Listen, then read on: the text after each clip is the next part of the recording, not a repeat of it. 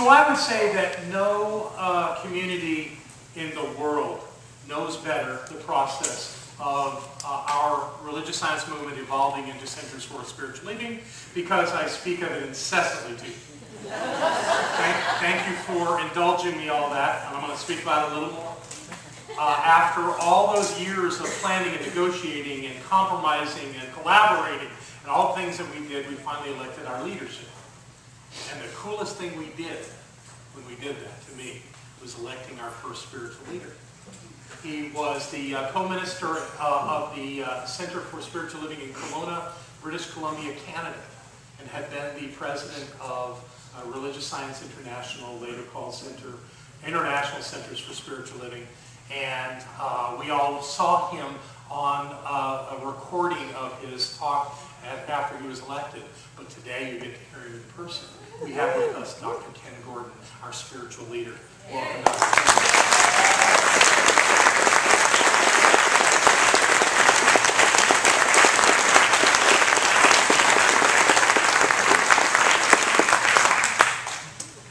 Oh gosh. Seems like years ago we did that, John. Yes. I have to let you know, though, first off, how honored I am to be here. And I truly mean honored, because I know that the time and the effort that you put in to helping create the founding of what we have right now. I know for a fact that that's something that you gave up something in order to make it happen. And before I get on with my talk per se, what I really want to touch on is I want to touch on the fact that this coming together actually happened to a large part because of the selfless service of a great many people. I was not a paid employee of International. I was actually an elected volunteer. So I spent something like 12 years volunteering for the organization.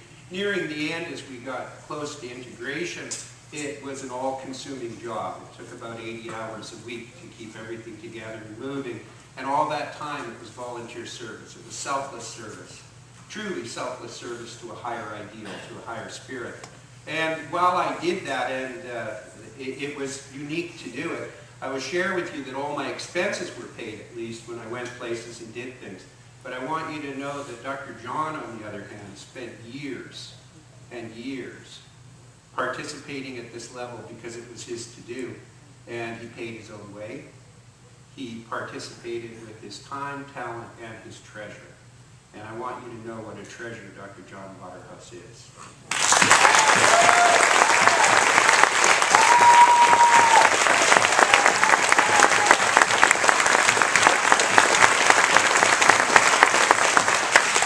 And I want you to know how fortunate we are to have you here.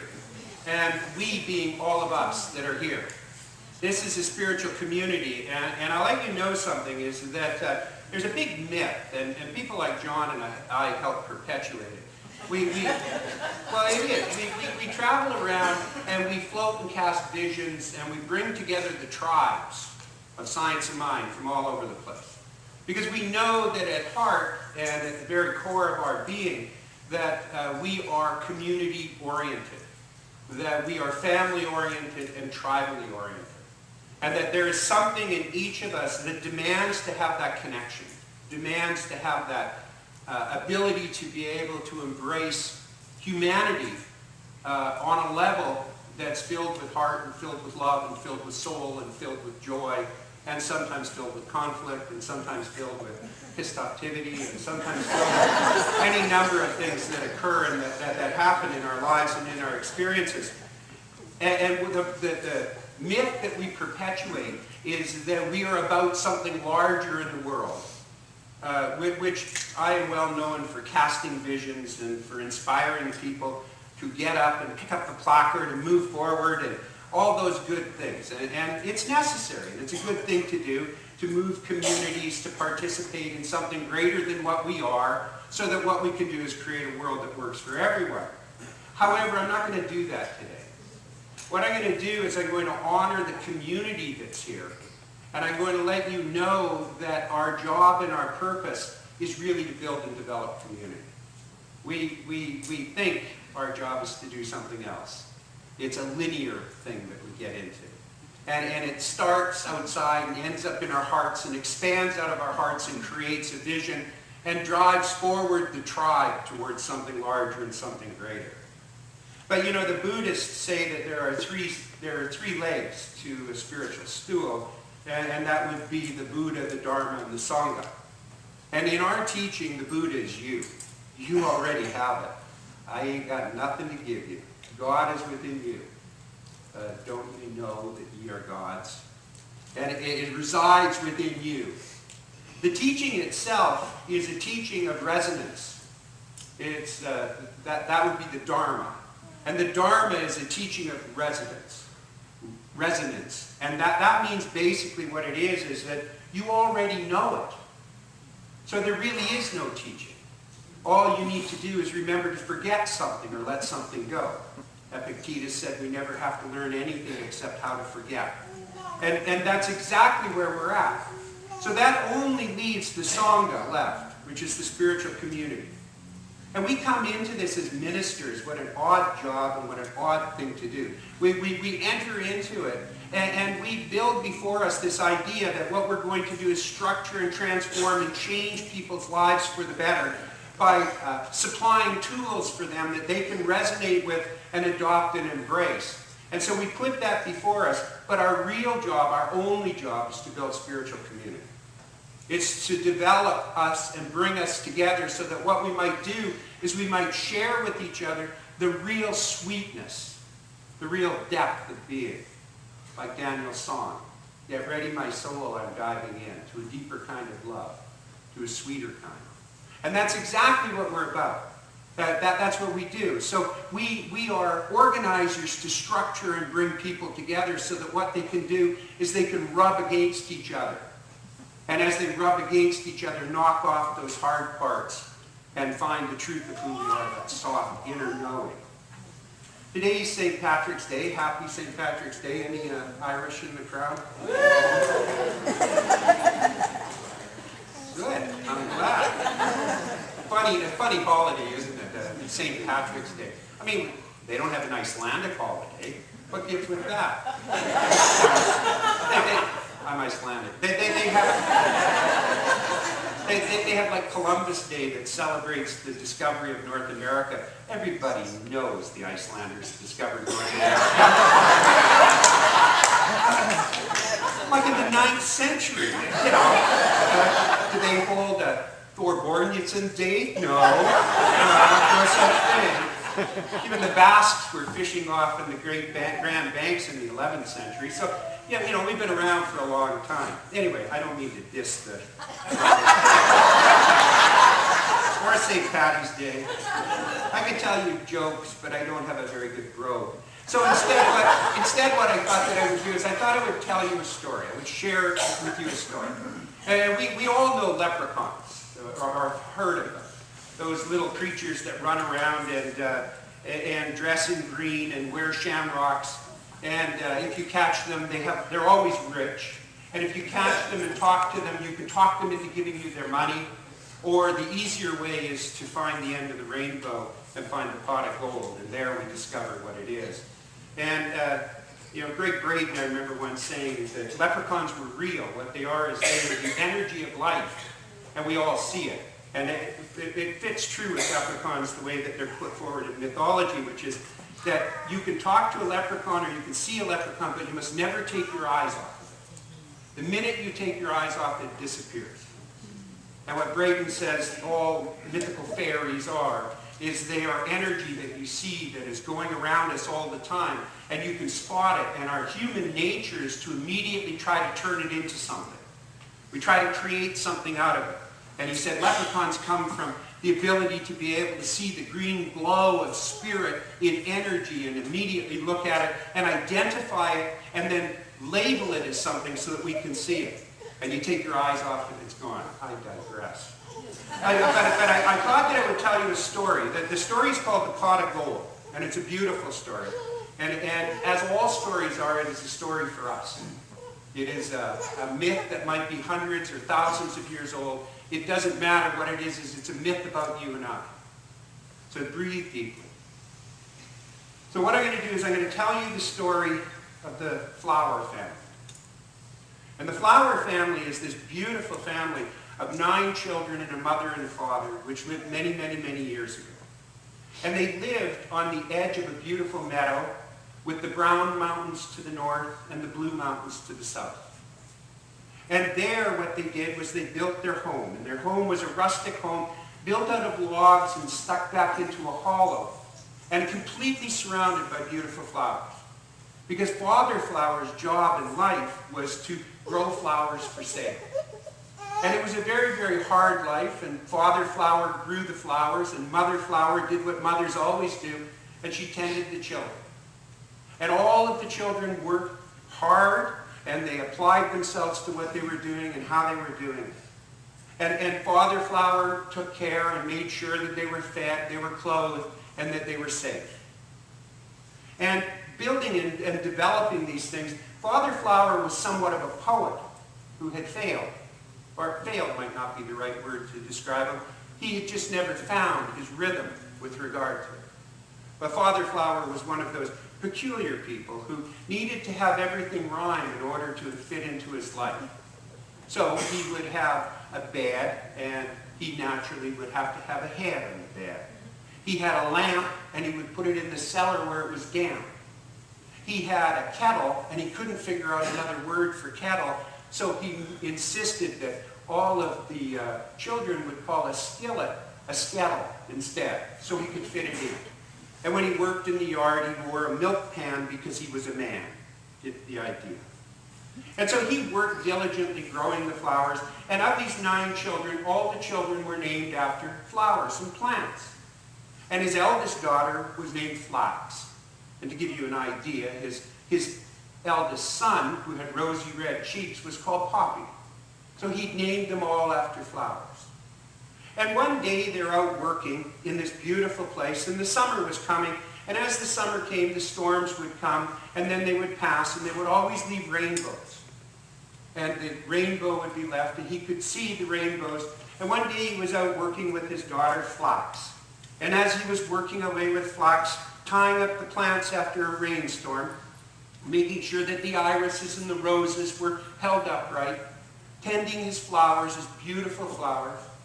And as he was doing and working away at this job, he saw the rainbow off in the distance, and he said to Flax, he said, "I would one day love to be able to be at the end of the rainbow, for at the end of the rainbow is a pot of gold."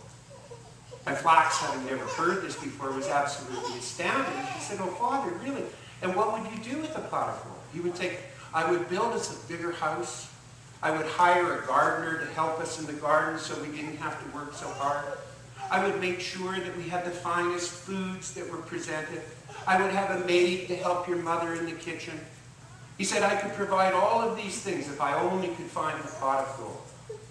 And Flax, being his daughter and being very similar to him, and feeling deeply for her father, looked upon and looked out and said, "Well, let's go to the end of the rainbow. And at the end of the rainbow, we'll find that pot of gold and we'll bring it home."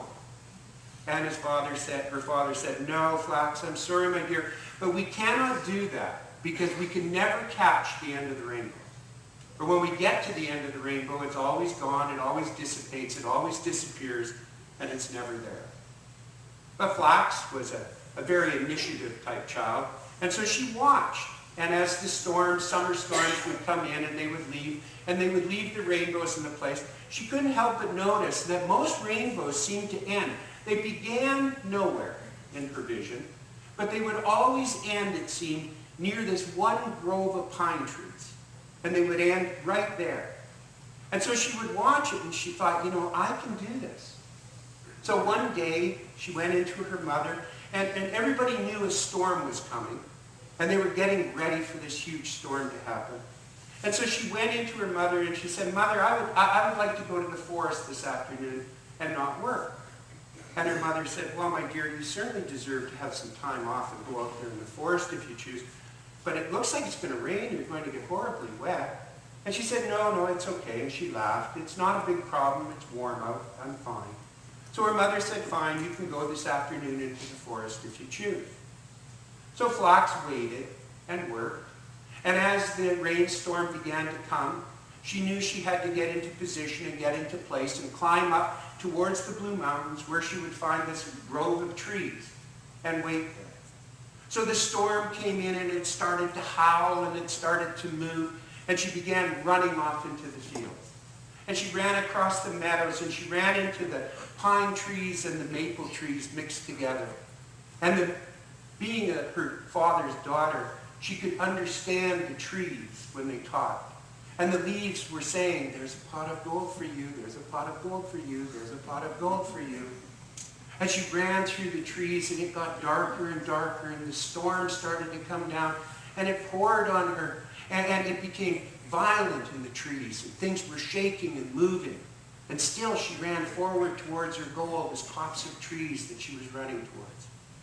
And finally, just as it got to the darkest point and the leaves were screaming at her, get the pot of gold, get the pot of gold, get the pot of gold, she came over top of a rise and up a bank, and there she saw it. And the storm suddenly stopped.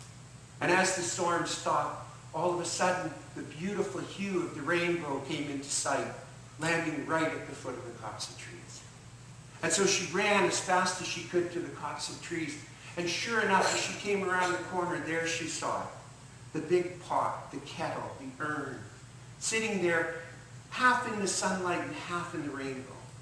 And she recognized it immediately and she ran towards it and she jumped on it and held on to it for fear that when the rainbow left, she wouldn't be there. And sure enough, the rainbow passed away and the sun came out and it was a beautiful June day. And so she was sitting there with the pot of gold. And so with an absolute trepidation, she opened the lid. And when she opened the lid, she looked inside, and there she saw her father working in the garden, her mother working in the kitchen, tending the children, and her brothers and her sisters, the beautiful flowers around her home, the gorgeous vines that crawled up the walls of their log cabin. And she looked in it, and she was astounded because it didn't seem there was any gold. So she got up and she went back home again. And when she was back home again and she walked into her father, into her yard, her father was outside tying up yet again the irises and the roses to make sure that they didn't break after the rainstorm. And he was wearing his pan, because he always wore a pan because he was a man. And she came to him and she kissed him on the cheek even though the pan hit her in the head. And she sat and talked and she said, Father, the greatest thing has happened is that I found the pot of gold. I found the pot of gold. And her father looked at her with wide eyes and said, you did? And she said, yes, I did, but when I opened it, instead of gold, what I saw was I saw pictures of you and pictures of Mother and pictures of the children. I saw pictures of our life and of all the things that we have here. And her father said, oh, Flax, my dear, you must be mistaken. You must be mistaken. For in that pot must have laid the gold. You must have missed it. Feeling somewhat dejected and sad, she went in and sat with her mother. And she said to her mother, I found the pot of gold. And told her mother the story of what she'd seen when she opened it. And her mother said, yes, my child, you have found the gold. You have found the trueness and the richness of all life. And she did. Now, that story sound familiar? It should, because it's the story of our lives. It's the story of who we are. It resonates with us because it truly is a story that reflects the truth of who we are. And when you look at it from a metaphysical point of view, or better yet, from a heart point of view, what you discover is it has all of the different areas that are necessary and required in order to really share out what we're talking about. It has that masculine left brain mind that needs to keep everything organized and keep it consistent in order to be able to label it and in order to be able to keep control of it so that what we can do is keep safety and food and joy and happiness in our surroundings. It has the mother, which is that softness within us that resonates, that which would exist if we could forget everything else. That true love and that true harmony, that nurturing, supportive way. It's got the leaves, which are always present, which is always the message of the world talking to us at all times. Go for the pot of gold, go for the pot of gold, go for the pot of gold. The hubbub and the movement of life. It has a storm, which we often go through before we find something that is of great depth and great meaning to us. In the end days, the end of this time and this period, when each of us finds our place where we are beginning to transcend and pass on, I will guarantee you one thing. You will not count your money. What you will do is you will hold in your heart the truth and the feeling of moments such as this. When you're surrounded by beautiful, loving, supportive, nurturing, caring people. When you run into your family and you find that consistency that exists. You'll remember your children and your grandchildren and your spouse. You'll remember the people that have loved you and that you love. I doubt seriously if you will remember anyone who hates you. You will remember only that which is the truth as it comes forward and into your life. We've had several great members of metaphysicians that have left this plane, and two of them that I can think of, these are the words that they said as they made their transition. I should have loved more. I should have been less concerned with what the out-picturing of the world looks like. What we do and come together to do is we build community. We don't build community because we want a structure. We build community because it's valuable to us. Because it is the true pot of gold and the true meaning of life. It resides within us. We support communities like this, and Dr. John and I travel around and try to bring those communities together into larger communities. But we support it for the sake of love. We do not support it for the sake of building something. We don't support it because we want power. We don't support it because we want money. We don't support it for any other reason than it resonates with our hearts. And we know the value of it, even though, quite possibly, it is something that we don't articulate. You are so blessed to have Dr. Barbara and Dr. John to help do this for you, whether they know they're doing it or not. This is a spiritual community. I see it in everything I look at when I come in here, everybody I come in contact with. If you're new here or you're here for the first time, then you're here to feel what it feels like to be part of a community. If you've been here for years, maybe what you're here for is to help support that newness to come into the community. If you're upset with something, then odds are you're upset with yourself. Odds are something has occurred, and it is your opportunity to be able to see the love and the true meaning of your life around you. Not just exists within a Sunday morning spiritual community, it exists within all of life. When we come to the ability to be able to step into life, viewing our community outside of us and our world and global community at a level like we can view each other here. And when we can view each other here like we do when I play with my grandchildren or I'm connected to my family, my own children and my wife. When I can expand and extend that out into my spiritual community, and when my spiritual community can expand and extend and project that out into your municipal community, and your municipal community gets to be able to do it out into your state, and your state does it out into your country, and your country does it out into the world. When we achieve that, we will have come to where Charles Fillmore said that we need to be, which is the only purpose of religion is to teach people not to need it. What we are doing here is a social experiment. It's been going on for thousands of years. This isn't the only community. But the purpose behind it isn't to tell you who to be. It isn't to tell you what to do. It's to show you and let you remember who you are and what you're already doing. It's to bring forward the best of who you are in a situation and a circumstance which really demands you reflect your light into the world and that you rub against people. Dr. Deborah, my wife, is very fond of saying that A church is like a rock mixer, where sand is thrown in and you throw all the pebbles in, and they run against each other long enough to knock off all the abrasive edges. Run off all the abrasive edges. And that's what we're about. That's what we're doing. We're practicing who we are. We're practicing being who we are. We're practicing who we should be. We're practicing who we could be. Even as we stand here and do that. It's absolutely vital. It's absolutely.